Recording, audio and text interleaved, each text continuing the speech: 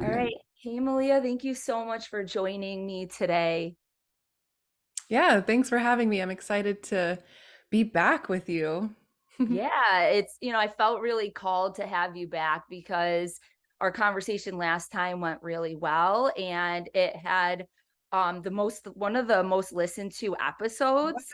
And so I take that as information that people want to hear more about like women, especially just that relationship to self and just relationships in general and trying to understand themselves in that role. Yeah. um and so I really wanted to have you back on to explore this topic of overachievers, overthinkers, and how we can really learn how to integrate rest into our lives. And you really are such a great advocate for women to just break free from these different external and internal pressures that we often feel Mhm. and just help them find more pleasure in their life. Yeah. Yeah. I've become very passionate about it. Like we were just chatting about before we started recording. It's really been my journey, of living a life that was driven by pressure to now being devoted to living a life that's more driven by pleasure. And that's easier said than done, you know, like to really break out of these really deeply ingrained patterns and defense mechanisms to structure your life in a new way. Yeah, and I can totally relate to that as well. Like I've always been an achiever, and looking back I can see it's been great, right? It's the thing that got me my degree and my job and a lot of different things in my life, but it stopped working at some point. Mhm. It's like you start hitting that wall. At least I did. I started hitting that wall where that kind of energy was no longer effective for me. It started to become like a kryptonite. Yeah, it only gets us so far, and then we're just running on fumes. I Mhm. talk about this all the time with my clients when I'm coaching them around relationships. The strategies we use when it comes to career and our education and success in that way, the go-getter, the push through, the perfectionism, those strategies don't work long term for us as women, the way our body is designed. And they certainly don't work when it comes to love and relationships. So we hit a certain point where we see that and we're like, whoa, whoa, whoa, I'm exhausted. And what I'm doing is not working. It's not getting me the fulfillment that I actually want. So we pause and we assess. And then for many women, they realize, I just don't know another way. I don't know. I can think logically. I want to operate a different way, but their body hasn't yet learned that. Mhm. Yeah, and I'd be interested in your thoughts on this, but I kind of look back in time at the women's movement and our rights. And I think over the years it's been this accumulation of we had this opportunity and we gained this freedom of we can work jobs and we can go do the things we want to do, whatever that is, we have choice in it now. But somewhere along the line, what happened is we still had household responsibilities and kids, and if you're a parent, and different things at home, and we also took on jobs. And Hmm. so it was like this combination of everything and this mindset of like we can do it all, which is true. Hmm. um but again, for me that stopped working and I burned myself out, and it started to feel really depressing trying to do it all, and then overwhelming trying to figure out, well, which direction do I go in? Do I work? Do I stay home? Do I do this? Do I do that?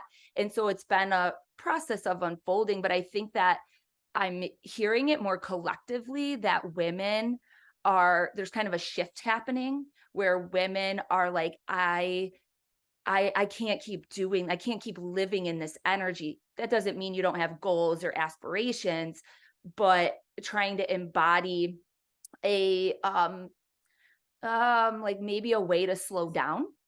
Hmm. Yeah, they're looking for a different way because exactly like you've just like you just laid out so beautifully, we need to consider the full picture and how we got to where we are today. And it's so wild to look back, just like not that many years ago, women weren't even in the workforce. And, you would get married to kind of have that safety and security, and then the women would hold down the home and take care of the children and be the homemakers. And then there came a time where women came into the workforce. Well, then now women are, yeah, like you said, balancing both the full-time caring for the children and their home life, but then also trying to balance being really successful in their careers. And so when we came into the workforce, it's like we just kind of did it how men were doing it. And that doesn't necessarily work for women. We have our own strengths, like we are designed differently, our bodies function differently. We go through these ebbs and flows throughout the month, and we're more intuitive, we're more empathic, we're more easily inspired. We have these different ways that we excel. And so just hopping in and doing it, like trying to behave like men, isn't going to serve us, and that's not when we are the strongest. And that's what often leads women to overfunctioning, because they're like, I have all this huge load on my plate to take care of. And so I'm just going to keep going and keep taking care of everyone and keep fixing things and keep pursuing career and love and all the things. Because if I slow down, it's terrifying, first of all, and I can't just not do the things, because otherwise they're not going to get done.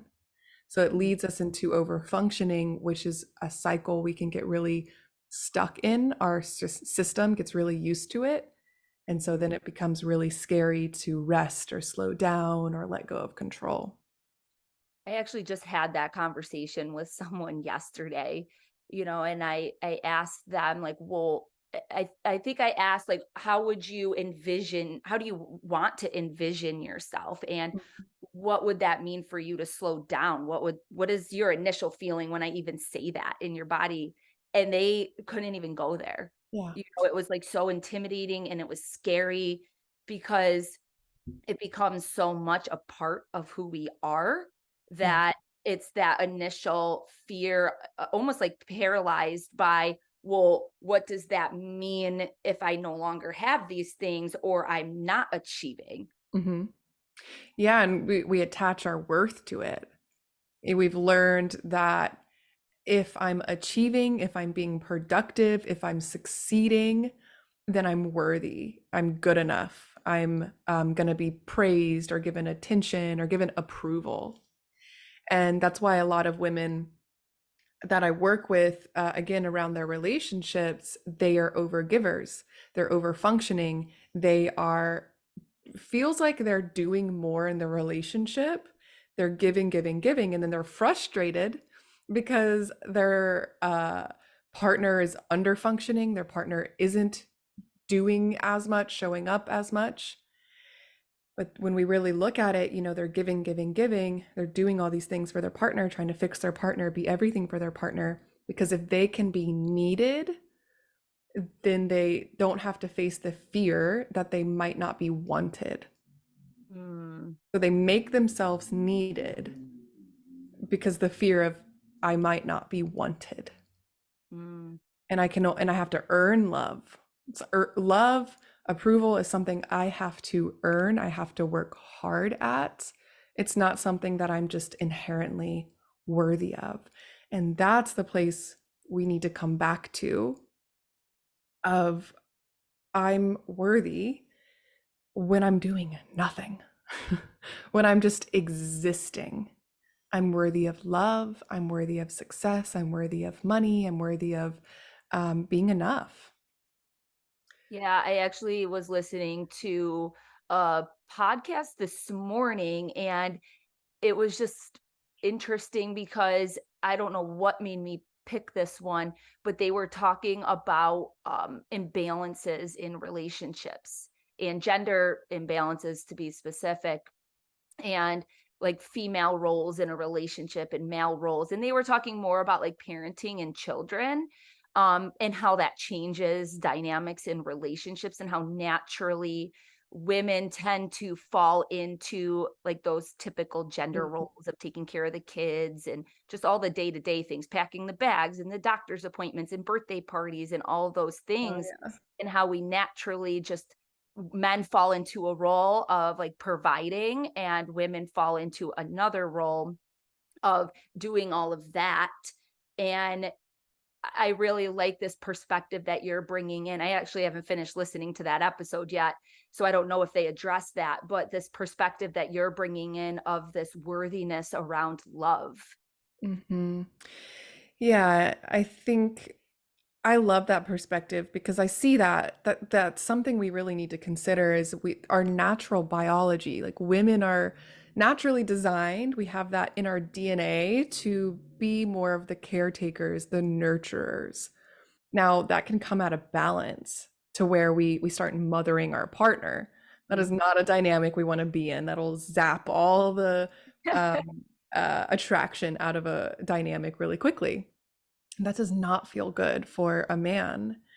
So the are but that natural quality of caretaking and nurturing, it's beautiful and it's seductive and it's necessary, but it can start to weigh down on us if it's not properly balanced, right? If we're not speaking up what our needs are or where we need support. And this is a huge opportunity for women is to learn to receive support, ask for support, because we start over functioning, right? And it's like we get so into this space of no one is there to support me.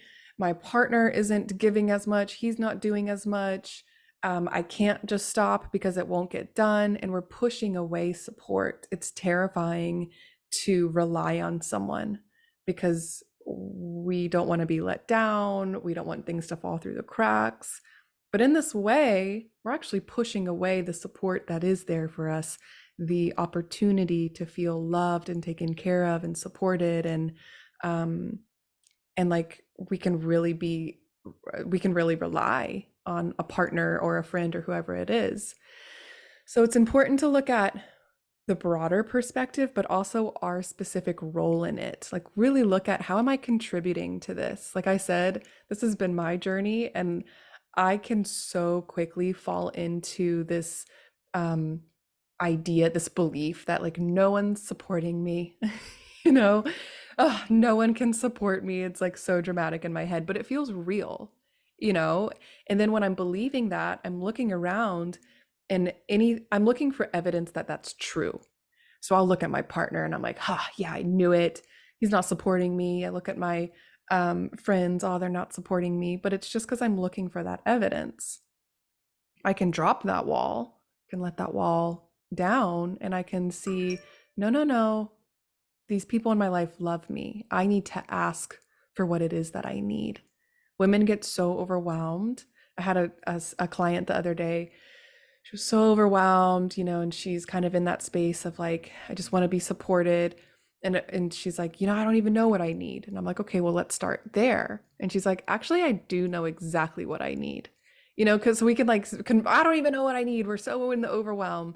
No, no, no. You do know what you need. You just don't want to ask for it. You're scared if you do ask for it, someone's going to disappoint you and let you down. But we have to give people that chance. Mm. If they let you down, they let you down, but maybe they won't. Maybe they will step up. Maybe they will support you. Yeah, I find, just as a mom myself and a wife, that when I feel that overwhelm by responsibilities, that what you were talking about is that resentment and that anger starts to build towards your family or towards your partner, because it needs somewhere to go. That's what it feels like. It needs somewhere to go. And so that resentment starts building, and the role in it is like not addressing it, right? Like staying alone in it Yeah. and like isolating yourself, and or having expectations that your partner is going to just change without addressing it. Mm. Like that they're, going to read your mind, or maybe you do bring it up. Like there's been times where, and my partner's great, like I bring it up and I feel dismissed by the response, right? But it doesn't like in the moment I might feel defeated, but I continue to revisit that conversation until, I feel like we come in together instead of that you were talking about, that push away, because I'll do that push away, but I also have a desire to be close and connected. So that's the thing that will drive me to keep having that conversation, because I am not overthinking it. And if I am, I need to give my partner the opportunity to share their side in it. Mm-hmm. Mm-hmm. So I do want to break down, what is, or can you describe this over functioning or overachieving female? What does she look like? Yeah. So over functioning, the behavior. What's important to understand about that is it's a way that we learn to adapt. It's a way that we try to manage our anxiety. And so the overfunctioner, the woman who's overfunctioning. So if we just look at overfunctioning, this could be overanalyzing, overthinking, excessive worry, excessive doubt, excessive just sort of go, go, go, do, do, do. And even that, but also now I'm go, go, go, do, do, do for my children. And now I'm go, go, go, do, do, do for my partner and my business. And, and so it's just this way to manage anxiety, the fear of things spiraling out of control. So she's often going to overgive. She's going to overthink. She's going to overanalyze. She's going to want to step in and fix things for others. Because if, for example, let's say my partner isn't like really going for it in his career. And so it makes me uncomfortable because, oh no, if he doesn't do well in his career, that's going to impact me. And what does that say about him? So now I'm trying to step into him and like micromanage what he needs to be doing simply because it makes me uncomfortable. So there's also a thread of codependency in this experience where I'm trying to control things that are outside of my control because it simply makes me uncomfortable in my internal experience. So yeah, it's a way to adapt. It's usually a trauma-driven behavior. So maybe something happened in your past, maybe even all the way back to childhood. Maybe you had to grow up really quickly. Maybe your parents weren't super present, or you were the oldest sibling, and you had to step up to, at a young age, kind of think like an adult and start working really young, or just start caretaking for your younger siblings. And so that taught you can't rely on people. People aren't they're going to be there to support you. So you need to take care of everything. Don't rely on anyone, and you need to be Miss Independent, right? So that can lead to overfunctioning. So it helps us to have a more compassionate lens for these behaviors within ourselves when we understand where our nervous system is simply trying to adapt. It's trying to manage this anxiety that's running on overdrive. And yeah, the overfunctioner, the interesting thing about women who are overfunctioners, they usually attract in relationship the underfunctioners, you know? So it perfectly confirms their belief that people can't be relied on, they have to do it all themselves. And they'll eventually learn that overfunctioning doesn't um, uh, enable an underfunctioner to function more, if that makes sense. So Yeah. if we keep doing all the things, taking care of our partner or trying to fix our partner, that's not inspiring anyone to function more, because oh, you'll do it all for me. Cool. I'll sit back and relax. Mhm. And you can grow together, it's not like you're stuck in those roles forever.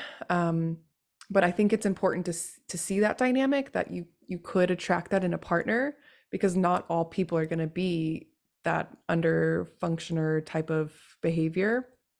Same thing with underfunctioners. It's trauma driven behavior. You're just trying to adapt. You just learn to adapt in a different way. So there's nothing wrong with you. It's just your system trying to figure things out and navigate. And you're just lacking some healthy coping mechanisms, the ability to be with discomfort in the nervous system and to regulate that.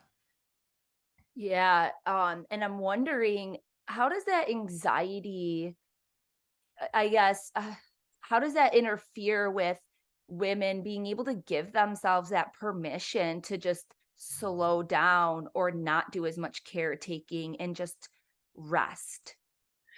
Yeah, so this is interesting. If you think about anxiety, it's this very jittery, highly active experience in your body.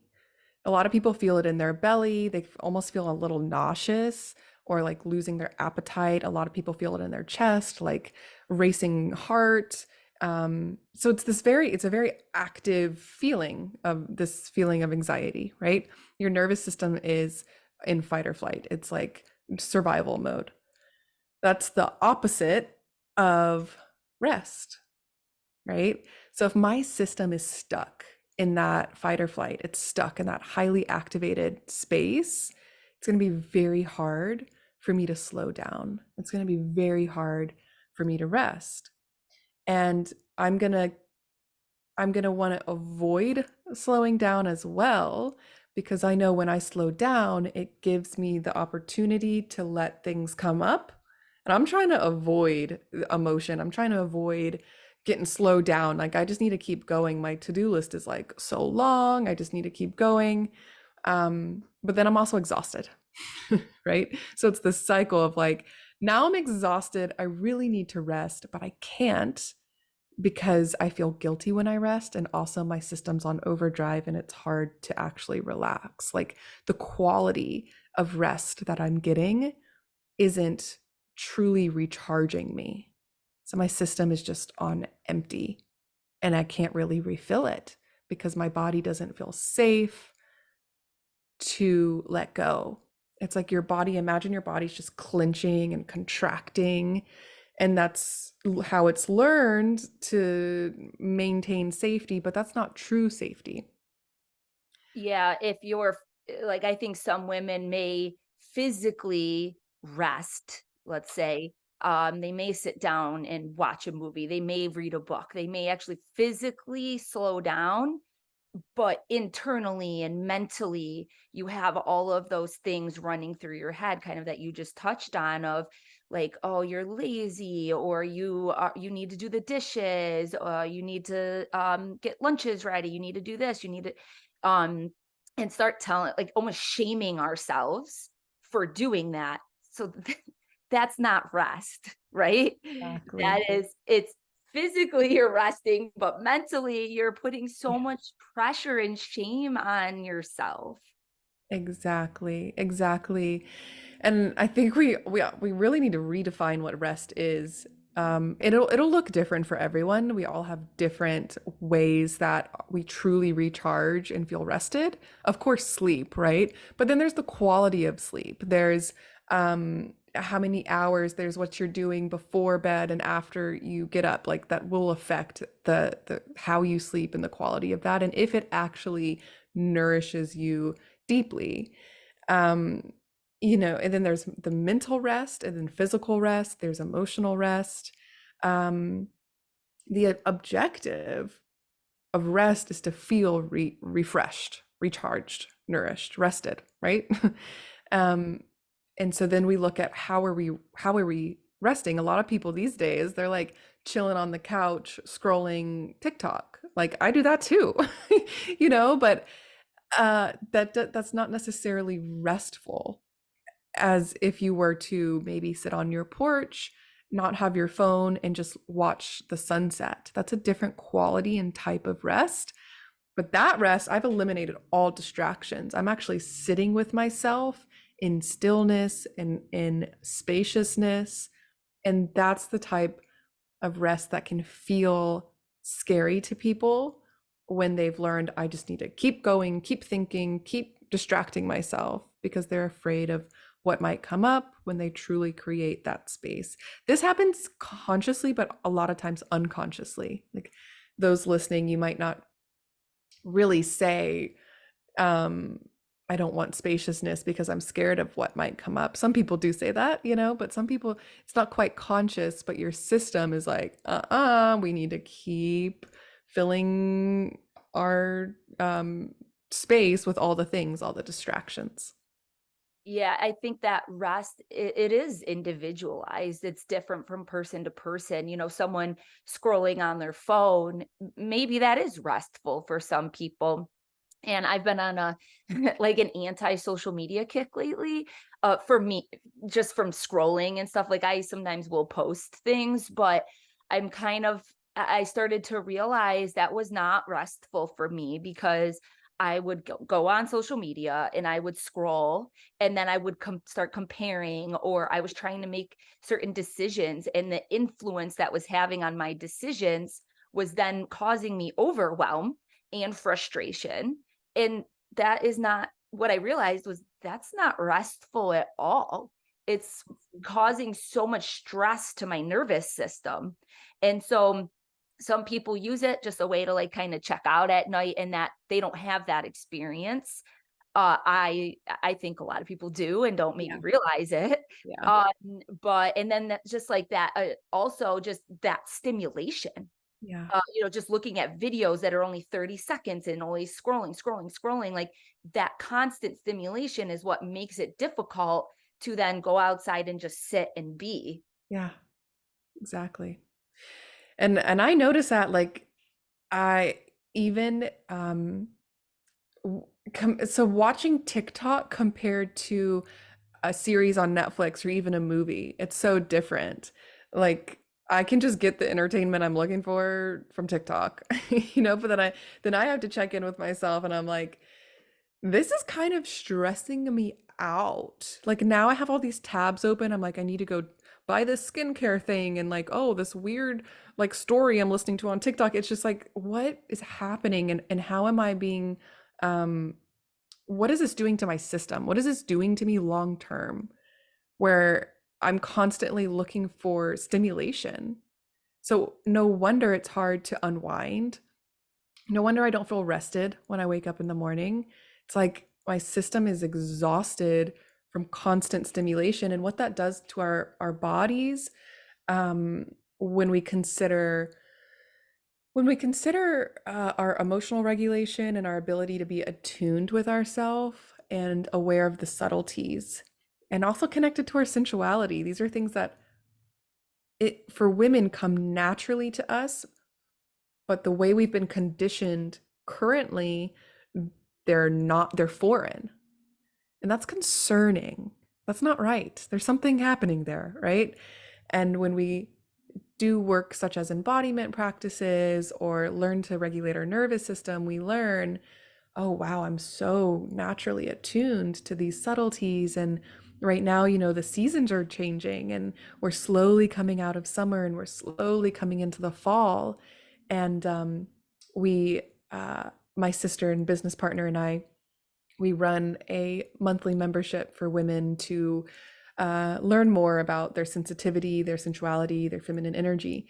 And we base the theme, we do a 3-month theme, and we base it on the seasons. So this month, I think it was last weekend, so it's about mid-September for whoever's listening. I was leading we do a live embodiment workshop each month, and I was noticing, as I was preparing for that workshop, and we're transitioning out of our summer season into our fall season. And I was sharing with them, I was like, I was feeling into this and I was preparing for this, and I noticed there was a sense of like, okay, like we're done with summer. Like that feels good, like I'm ready. I'm ready to move along to a different season because we're so impacted by that inside of us. It affects how we feel. It's not just like about the pumpkin spice lattes. Like I get it, that's exciting. But how you relate to the seasons, we go through internal seasons as women, and it reflects. Like we look at summer, it's you're going on family vacation and like you're going to the beach and you're it's outward and you're going out to the bars, or I don't know what you do in summer, but it's Yeah, like different very, energy. It's very yeah, busy. The yeah, busy energy. your kids are out of school, they're running around, you have to entertain them, you know. And then we transition into fall and it's like kids are back in school, thank God. And like things are slowing down and you look at the trees and the leaves are falling off or they're changing colors. So, yeah, when we eliminate some of that stimulation, we're more in touch with who we really are. And that will naturally lead to more fulfillment and more of that internal peace that I think we're all really searching for.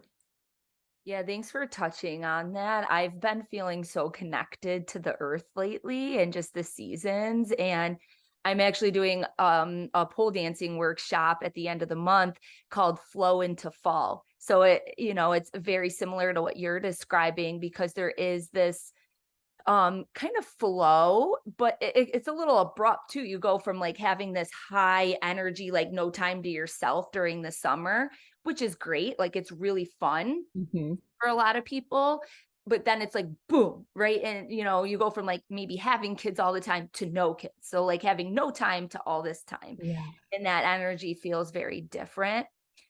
One of the things that I keep hearing in our conversation is really the first step towards this is just noticing and becoming aware of this overachieving energy or over functioning, which I think a lot of women know, right? Yeah. If you are in that, like you typically know.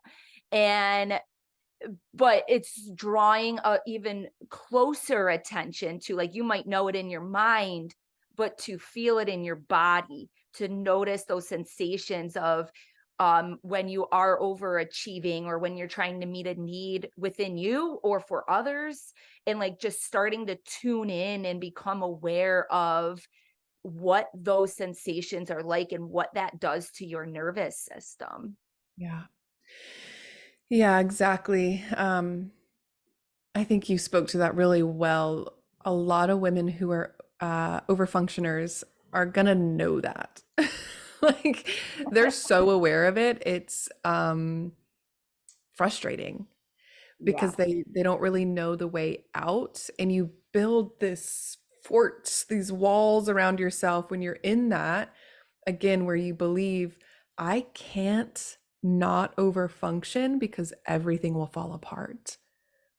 So we have to learn how to move out of that pattern, out of that defense mechanism, because um, I'm guessing that what you desire is to feel supported, is to feel rested, is to feel more trusting, and you can let go of control and you can let your partner in, you can let those around you help you, and you can rely on people. Although that probably feels scary, when you really check in, that's the desire. That's what you really want. But the question is, how do I get there? How is that possible? Yeah. And it's you. You Mhm. know, it starts with slowly building a new baseline of safety within your own nervous system to maybe practice single tasking instead of multitasking, you know, or I encourage a lot of my clients to give themselves permission to do a little bit less. Let the laundry build up for a few more days. I dare you. See what happens. See what happens. Don't uh vacuum the carpet. See what happens. Does the world stop? Does your house burn down? No. Like take a nap instead. And I know it feels wild. I know it's crazy. It's crazy every time I do it. And you're building a new neural pathway that says it's okay. Rest is also important. You have to start prioritizing rest because no one's going to do it for you. And guess what? The laundry still gets done.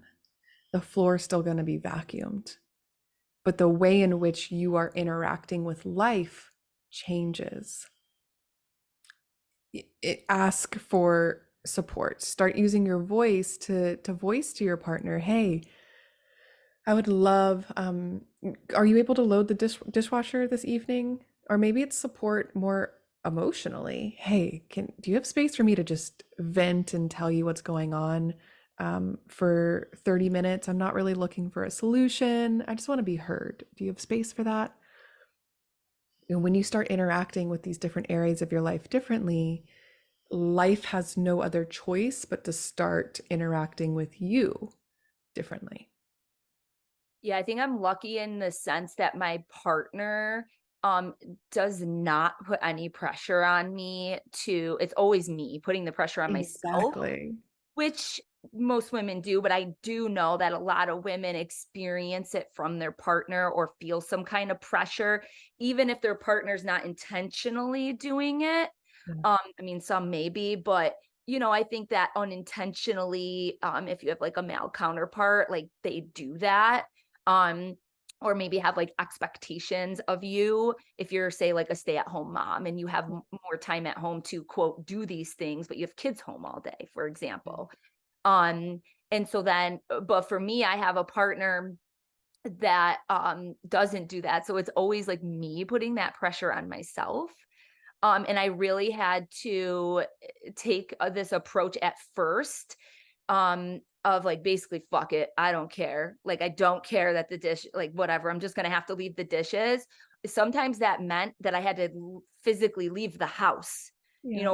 remove myself from a certain room in the house because my nervous system would feel that overwhelm, and I couldn't necessarily change that, but I knew that I could change it based on putting myself in different environments. Mm. But also just I had to do that for a while. And eventually, like now I'm getting to the point where my nervous system isn't feeling that overwhelm. Like I can leave dishes in the sink and I don't prefer them to be there when I wake up in the morning, but if they are, that's okay.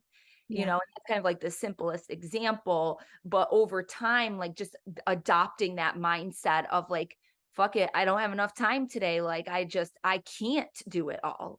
And Yeah. that's okay. Like just initially giving yourself that permission. And so like that first step of awareness, but I think another step in this is giving yourself just that permission. Mhm.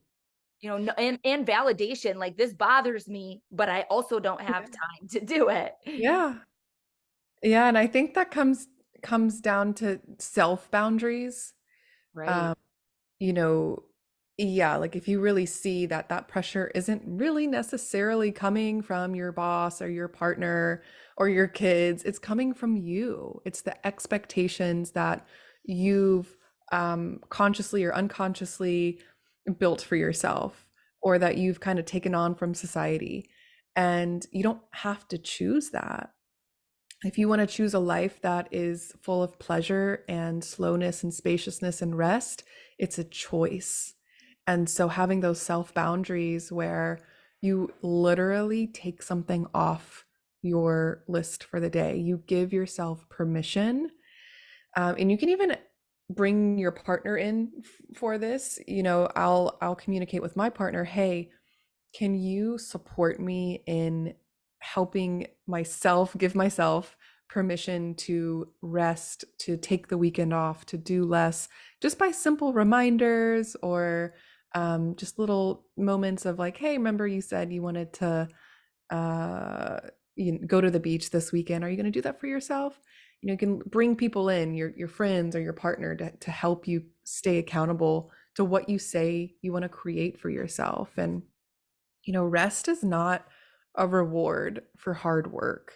It's a requirement for sustainable success. It's a requirement for functioning as a human being. Why are we trying to reward ourselves? I'm gonna when I do this, this, and this, then I'll take a nap. Well, like, where did that come from?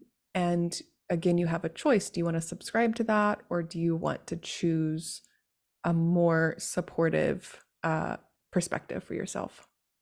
Yeah, I won't fully go into it today, but I think a lot of it is societal. We praise people who are high achievers or accomplishing a lot of things, and we don't necessarily praise taking time for yourself.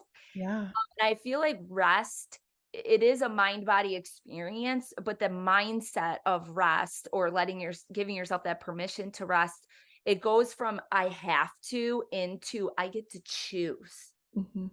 Right. And that looks very different when you're like, I have to do the laundry. I have to do these things. That is like your nervous system's probably like overwhelmed Mhm. by it. But when you say, I have choice in this, I get to choose what I do today, that energy, that feels so different. Yeah, exactly. And it's like sometimes you have to it's also it's similar to this good girl type of archetype that a lot of women take on. And sometimes we have to practice our bad girl. Like, yeah, I'm not gonna do the dishes, or yeah, I'm gonna Yeah, be a uh rebel. yeah, it's like it brings more balance to this over functioning good girl, hyper independent. Another conversation I had with the client recently was around this hyper independence, which is sort of similar to over functioning. And she was, sharing it's sort I find myself in this hyper independence because I'm trying to prove to those who have wronged me in the past that I can do it. I don't need you. And then we look at that and it's like, well, is that really what you want to do though? Like, do you really want to do it all yourself and not need anyone? That's how you want to live? And she's like, no. She's like, I don't want that. I want support. I want my partner to help me. So then again, we see, wow, how interesting. I'm trying to prove this thing to someone who doesn't even care, you know? And it's not even what I want. So again, when we look at our contribution to it, it's difficult. It's very difficult to do because it's a lot easier to point our finger and say, well, my partner is never going to step up. So everything's going to fall through the cracks. But we are powerless when we do that. You'll stay in overfunctioning forever. Your partner will never support you. When we hold the mirror up and we say, wow, this is very confronting. I see that I'm wanting closeness, but I'm pushing it away. I see that I'm making this story up that everything's I can't trust. I can't let go of control, right? And then we have a lot more power to create something different. Yeah, I love that. And I guess I'm curious, how can we break this pattern of chronic achieving, chronic hustling, and like these shameful thoughts that we're always telling ourselves? How can we start to break that cycle? Yeah. I I believe in a deeper approach. I mean, there's things like um some things you can start doing today. I mean, you can start questioning where did I take on these beliefs? Do I really believe that I have to earn love? I have to earn rest? You can start questioning where you take these things on from. You can also notice the story that you create around certain things. I'm creating the story that my partner doesn't care, so he's not supporting me. And then I can question, is that really true? Did he say that? No, that's the story I created. So there's things you can start doing in the moment. And like we spoke about, the self boundaries is a really good place to start. Prioritizing rest, giving yourself permission to not do the dishes for one night.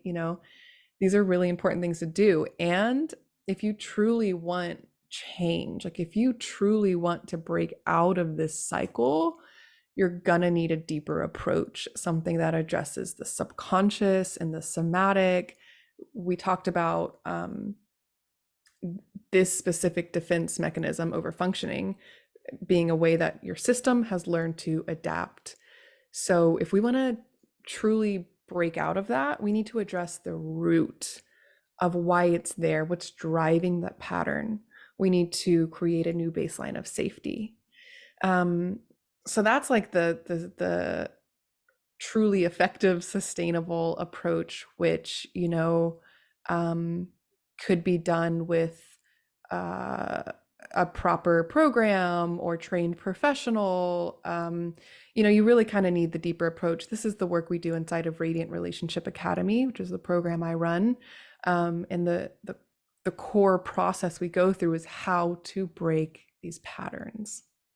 Yeah, I agree with you that there are some like little things that you can do to just start challenging yourself and Mhm. feeling it out. Like, why not? If you're tired from living in that kind of space, Yeah. why not just switch it up and see how it goes? Is what I tell people. Like, it's kind of trial and error and just feeling it out. But it's right, it's not so cut and dry. It is very deep. It can take years of this natural unfolding and like looking at these patterns, and it's intense. It's Mm. very intense to go through that process. um again, it can start very simple with some of the day-to-day things, but when you're really ready to get into it, Mm. I agree, like some kind of program or someone that can guide you, because it's not a process you want to go through alone. Yeah. um, and the other thing that I've learned to do is, so like today, kind of summarizing, we talked about, becoming aware of it, which I'm sure most people listening to this are, starting to become aware though of what it's like in your body, not just in your mind. And then two, one thing we kind of touched on, but I wanted to mention is that checking in with yourself. Like what do I need right now? Do I need to go sit outside? Do I need to be with nature? Do I need to just get out of the house for a little bit? Like, do I need to exercise, or do I need to rest today? Like, just those little things of like just checking in, like what feels good to you today. I mean, it could be something as simple as like, do I want to do yoga or dance? Right? Do I want coffee or tea? Like, just doing little check-ins with yourself to start building that relationship with yourself, instead of like the external pressures that we take on and then base our decisions, even just those little ones, on. And then lastly, you address this a lot today, just giving ourselves that permission as well. Yeah, a whole lot of permission because I think, so often we're looking for someone else to give us that permission. Mm. And maybe it'll never come, So it's a pretty empowering experience to say, you know what? I'm going to take a bath tonight and the kids are going to go to bed an hour later than usual. Like, wow, we are rebelling. It's crazy up in here, these little moments. Um, this I is love how my that. mind works. Yeah, no, I love that. Yeah. I And think women need it though. Like, it doesn't have to feel so heavy and serious all the time, right? And I think that brings a playful element in of like, yeah. yeah, I'm gonna be a rebel, or yeah, I'm gonna ask my husband to put the kids to bed, and I'm gonna go take a bath or go do X, Y, and Z for myself tonight. Yeah, yeah. And then then I'm sitting in the bath and I'm like, wow, look how supported I am. My partner did this, this, and this. And, I got to just sit in the bath, and it's the way that I frame that to myself because I could be framing it as I'm feel guilty and this and that. And I'm still going through I can't really turn that switch off, you know? So it's not just what we do, it's the way in which we do it. Hmm. Yeah, well, thank you so much, Malia, for coming on today and just bringing in all the information that you offered today. If if someone really wants to work with you, how can they get in touch, and what would be the best way of going about that? Yeah, well, thanks for having me. I love to be here again and love connecting with your community. Yes. So best place to connect is Instagram. My Instagram is at Meleah_Manning, and then Sisters That Stray is at Sisters That Stray. So either way, you can connect with us. I have my mentorship program, Radiant Relationship Academy, coming up. It starts November 13th. So depending on when this comes out, you may or may not be able to get in this round, but this is the main way that people can work with me.